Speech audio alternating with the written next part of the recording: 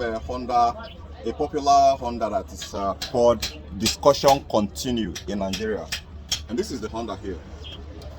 Now today, I'm about to give you guys a practical representation of what I talked about in a new group which is exclusively only for customers that have addressed their car problem before. I did this just to add some information, a free information that is very exclusive and very rare. You won't come across this kind of information on the internet randomly, except you have a specific tailored research.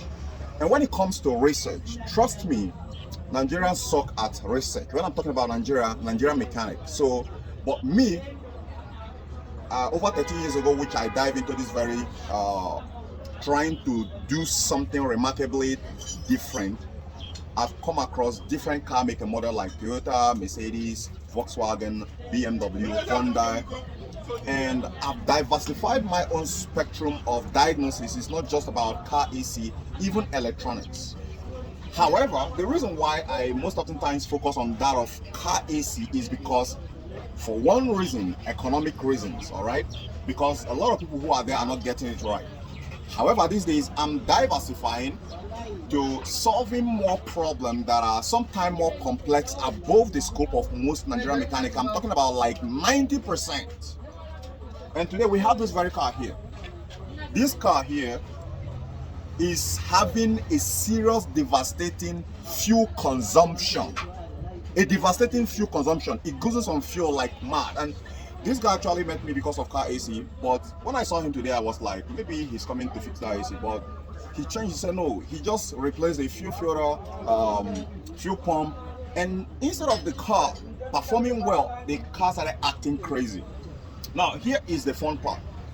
This car is communicating with my scanner, but it have another advanced level problem. We're talking about CAN communication problem. Now, when we talk about CAN communication problem, it is not every mechanic in Nigeria. When I mean 95% of them cannot competently diagnose a CAN gateway problem, I'm not joking, right? So there are a lot of systems that are not connected in the network, and there are some few of them that are connected in the network.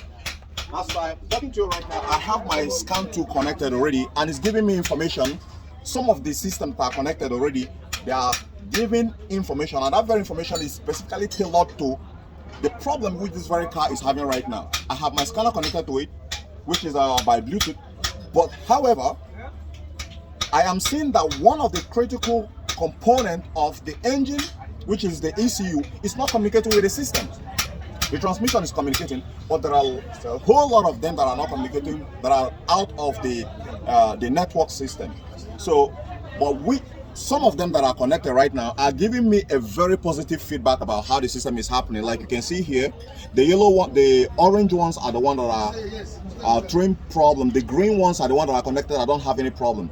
But the black one you see there are the ones that are out of the network. So you can see there are a lot of them that are not within the network frame. This is where you need a tech guy, not just an electrician, not just a mechanic, to fix the problem. And that is why I often say that I am not your regular mechanic. I am a tech guy. I'm a Western standard mechanic. When we talk about Western standard mechanic, it's someone who have a broader spectrum of near to every, knowing exactly how the entire system works. That is the Western standard mechanic. Someone who can competently diagnose electronics, electrical, engine, AC, you name them, transmission. He have a fundamental knowledge of how this very entire system works and how they communicate with each other. So if he is making a thorough diagnosis or scanning of the system, he knows the language, he knows exactly what he is looking out for. Now, this very problem here that this very car is suffering from here is not by the manufacturer.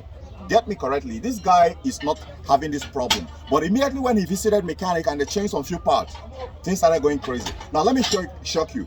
Now that he's not communicating with the scanner, you need someone with a lot of experience who knows exactly how the stoichiometric ratio system of the car, automotive system works. If you have near to zero knowledge about the stoichiometric system or air fuel ratio system, long-term, short-term fuel trains problems, then he can be able to solve it.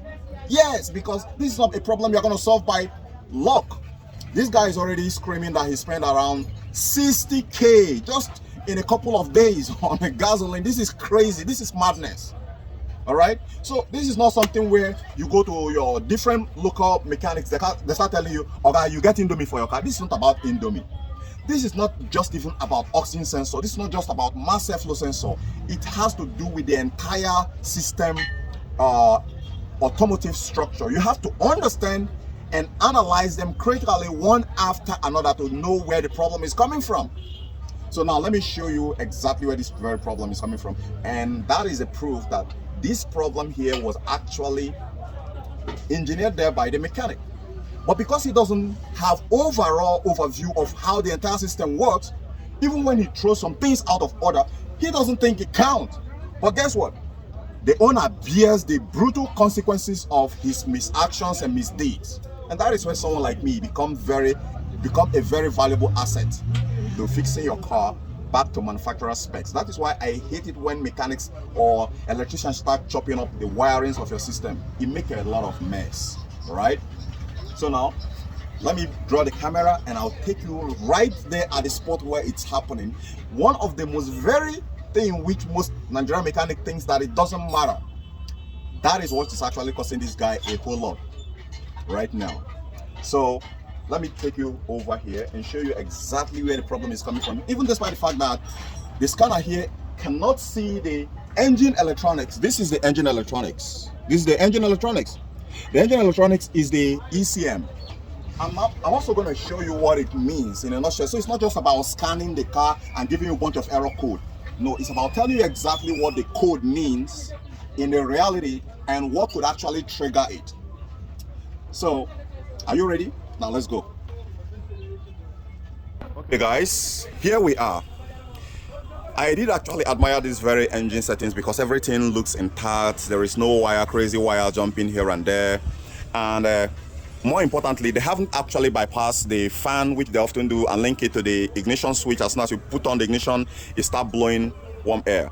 Sorry, it started throttling itself. As I'm talking to you right now, the ignition is on. So what exactly went wrong here?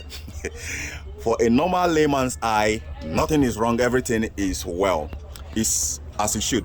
But someone who has a lot of knowledge of getting a car back to manufacturer specs, a critical detail to attention is what is needed, a key on detail attention. Now, when you look over here, let's start from the O2 sensors. Is the O2 sensor connected? And can the O2 sensor cause such abrupt the car gasoline on a fuel? No, it can't cause such outrageous 60,000 naira worth of fuel within some couple of days. No. So what can actually cause it? With the mass airflow sensor cause it? Yes, it can actually, but it's connected. This is the mass airflow sensor. And the O2 sensor is gonna be somewhere down here or just somewhere down here. And that's the wiring right there, but it's disconnected. But it doesn't have the capability to cause this kind of huge amount of too much fuel consumption. Now let me, without wasting your time, take you to the right spot. Here is the guy that is causing the mess. And most Nigerians will never understand this. But once you understand what this guy does inside the system, and the customer start complaining that his car is taking extreme too much fuel, I would have actually pulled out one of the ignition coil and the spark plug to show you and prove to you that he is actually saying the truth. But I wouldn't do that because I don't have all the luxury of time. But like I said, this is where the problem is. A lot of you guys are not seeing it. Let me show you. This is exactly the problem here. So how does this very little thing here relate to costing this car too much fuel? Let me explain to you. Now, when we talk about the mass airflow sensor, or which is also the air metering device, you have to understand, it's not just knowing the name, you have to understand what is the role of this component inside the system. And once you understand the role of this very component inside the system, then you get to understand how the vacuum system works, how the internal combustion system works, how the stoichiometric ratio works, how the air fuel mix with how the 14.7 part of air mix with one ratio of fuel to create a combustion. So what happens when there is a vacuum leak? We have unmetered air going inside the engine, and what happens? The ECU will start going crazy, starting to compensate for that huge amount of air, unmetered air that's going inside the system, and that is what results into a very dangerous amount of fuel going inside the combustion chamber. And to prove to you that is actually the guy is saying true, we go to the tailpipe right here, and when I dip in my hand here right now, we should be seeing a lot of black soot. And look at it, thick black soot. So a simple, just putting this guy right here, simple. But you know how long the experience it took to actually know that this is actually where the problem is coming from. That is where the broader spectrum of knowing how each of this very system here works comes to play. The mechanic neglects it, Nigerian average mechanic neglects it, but realistically, this is the nightmare that is costing this guy a huge amount of money. Raising RPMs to go above 1,000 to even 1,500 or even 1,200. But with what I just did right now, the system is going to be coming back to stabilization, because why? There is no more air leaks from here to here, because any air leaks from here after the mass airflow sensor into the throttle body is unacceptable. And when there is air leaks from those areas, what's going to happen? The ECU will start compensating for that unmetered air that is going straight up into your engine and using more gasoline to compensate for it. So let me go ahead and start up the car, and let's see what happened about the idle. The idle is going to tell us if we have made a significant progress by what I just told you right now,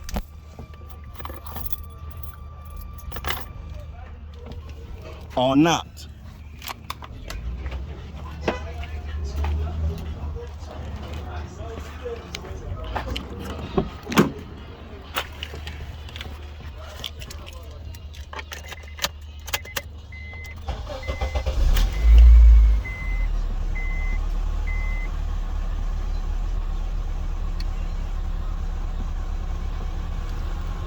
Okay guys, so far you got a check engine light, but it's not communicating, so we got to find why a lot of system is out of the CAN communication. But so far what we're looking at here is I still need to look out more. Aside is the vacuum leak, I still need to look out if there is a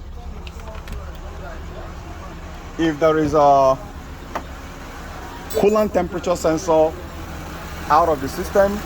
This has to be the time to look out for any unusual thing that is going on down here. And to spot the coolant temperature sensor, most of the times they come in two. One is on the bottom part of the radiator, which you can see the wiring harness here. You can see it right there. Then another one is supposed to be following here. If we trace this pipe to where it goes inside the engine, there should be a coolant temperature sensor somewhere down there.